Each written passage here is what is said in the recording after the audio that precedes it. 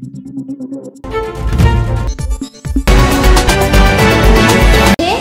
Live 24/7. This is AGT Live 24/7. Tripura state council and technology ডিপার্টমেন্টের আর্থিক সহযোগিতায় ধলাই জেলা সদরের কুলাই বিদ্যাজ্যোতি দ্বাদশ স্কুলে অনুষ্ঠিত হয় আমবাসা মহকুমা ভিত্তিক জাতীয় বিজ্ঞান দিবস 2025। বসে আঁকো আলোচনা এবং কুইজের মধ্য দিয়ে পালন করা হলো দিনটি। মহকুমার 18টি বিদ্যালয় থেকে 75 জন ছাত্রছাত্রী বিজ্ঞানী দিবসের অনুষ্ঠানে অংশগ্রহণ করেন। কুলাই বিদ্যাজ্যোতি দ্বাদশ বিদ্যালয়ের অধ্যক্ষ সুশীল দাস চারাগাছে জলসিঞ্চনের মধ্য দিয়ে বিজ্ঞান দিবসের অনুষ্ঠানের শুভ সূচনা করেন।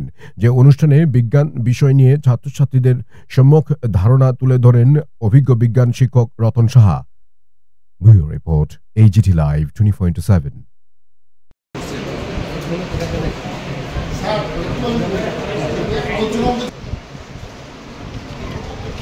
উত্তর বলে দিচ্ছি, পুরী পরিবার, পুরী মাদাম মেরি কুরি, ওনার স্বামী পিয়েরি কুরি, ওনার মেয়ে আইরিন কুরি, ওনার জামাতা হলো হেডরিক জুলিয়ান।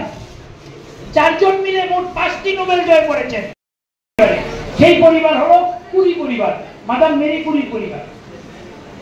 ঠিক আছে? তো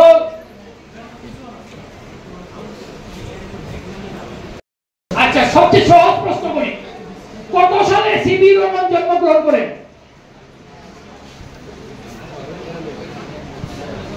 কে আগে হাত তুলেছে? তারা কো? তোমরা আগে দেখো না কেন? আকাশের রং নীল, সেটা ব্যাখ্যা করেছেন প্রথম কোন বিজ্ঞানী? এটা কিন্তু 10ম শ্রেণীর পাঠ্য বইয়েও আছে।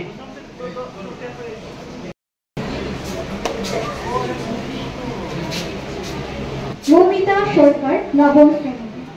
স্থানাধিকারী কুলাই ক্লাস 12 স্কুল থেকে রিয়া দেবনাথ, 10ম শ্রেণী। 1929 সালে সঠিক উত্তর। একটা জোরে হাততালি। কই এর দুজন যে ছিল তারা কই? 7 নভেম্বর 1888। সঠিক উত্তর।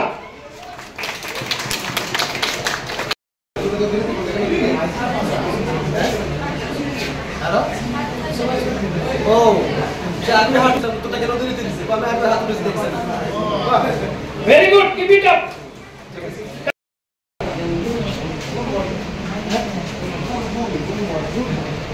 শ্রদ্ধেয় শিক্ষক গুরুময় শামা স্যার তারা পুরস্কার তুলে দিল। চলে যাই পরের প্রশ্নে। 8ম শ্রেণী।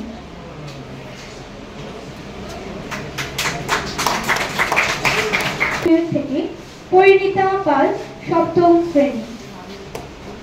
নর্থ লালিচড়া হাই স্কুল থেকে আগত স্বস্তিকা দে। আরেকটা সহজ প্রশ্ন, চন্দ্রশেখর ভেঙ্কট রমন কত সালে নাইটহুড উপাধি লাভ করেন? ওনার কথাটা আমি বলছি কোট করে, ওনার কথা কিন্তু আমি ছাত্রছাত্রীদের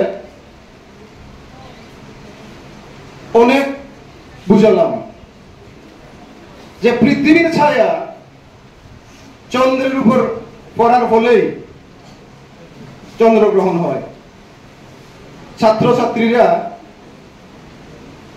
পড়িল, লিখিল, নম্বর পাইল, পাস করিল। কিন্তু মজার বিষয় হচ্ছে যখন প্রকৃত অর্থেই চন্দ্রগ্রহণ হয় তখন তারা ঢোল, করতাল এবং শঙ্খ নিয়ে রাস্তায় বেরিয়ে পড়ে, এই কারণে যে চন্দ্রকে রাহু গ্রাস করেছে। প্রশ্নটা হচ্ছে, কোটেশনটা হচ্ছে এই, এবার বলতে হবে এই উক্তিটি কার? ভূমধ্যসাগর। সেটা হচ্ছে ভূমধ্যসাগর, যেখানে তিনি প্রথমবার এই রোমন এফেক্ট সংক্রান্ত যে আলোচনা করেছিলেন ওনার মাথায় এসেছিল। এইভাবে দেখি, যাই হোক সীমাবদ্ধ করে দেব ক্লাস 8 পর্যন্ত। তোমরা যারা পারবে তোমরা হাত তুলবে। গাছ যখন শ্বসন কার্য চালায় তখন তারা বায়ু থেকে কোন গ্যাস গ্রহণ করে? CO2 গ্রহণ করে CO2। বিজ্ঞানী স্যার তারা বলবেন ঠিক কিনা? ঠিক, গাছও কিন্তু এই সময় CO2 গ্রহণ করে, তাই তো? কিন্তু সালোক সংশ্লেষের সময় কি করে? কার্বন ডাই অক্সাইড গ্রহণ করে। Am I right? বায়োলজি গুরু স্যার যদি থাকেন, এম আই রাইট? অনেক ক্ষেত্রে দেখা গেছে, আমি কেন প্রশ্নটা করি, অনেক ক্ষেত্রে দেখা গেছে ছাত্রছাত্রীরা প্রশ্নটা ভালো করে বুঝে না বা বুঝতে পারে না। তারা গাছ মানে কি, বায়ু থেকে কি গ্রহণ করে? Carbon die oxide. আনসারটা লিখে দেয়। বুঝা গেছে নি? কারা কারা বলছিলেন CO2 প্রথম কে বলছিলেন? সিবি রমন যখন লন্ডন থেকে ফিরছিলেন তখন উনার প্রথম মনে হয়েছিল যে সমুদ্রের জল কেন নীল। প্রশ্নটা একটু পরে করছি, আমি ব্যাকগ্রাউন্ডে বলে নেই। তৎকালীন সময় প্রচলিত ধারণা ছিল যে আকাশের রং যেহেতু নীল, তার নীল রং রিফ্লেক্ট করে সমুদ্রের জল নীল দেখা যায়। প্রশ্নটা হচ্ছে যে সমুদ্রকে নিয়ে কথা বলা হচ্ছে, এই সমুদ্র কোন সমুদ্র? সেটা Tripura state council for science and technology এই ডিপার্টমেন্টের পৃষ্ঠপোষকতায় এবং আর্থিক সহযোগিতায় এবং কুলাই দ্বাদশ শ্রেণী বিদ্যালয়ের ব্যবস্থাপনায় আজকে আমরা 10 এপ্রিল 2025 আমবাসা মহকুমা ভিত্তিক বিজ্ঞান ন্যাশনাল সায়েন্স ডে আমরা উদযাপন করেছি। আজকে এই অনুষ্ঠানে আমবাসা মহকুমার 18টি বিদ্যালয় থেকে প্রায় 75 জন ছাত্রছাত্রী বিভিন্ন ইভেন্টে অংশগ্রহণ করেছে। এই ইভেন্টগুলির মধ্যে ছিল সিট অ্যান্ড ড্র প্রতিযোগিতা, পোস্টার কম্পিটিশন, রয়েছে আমাদের ওপেন কুইজ এবং সেমিনার।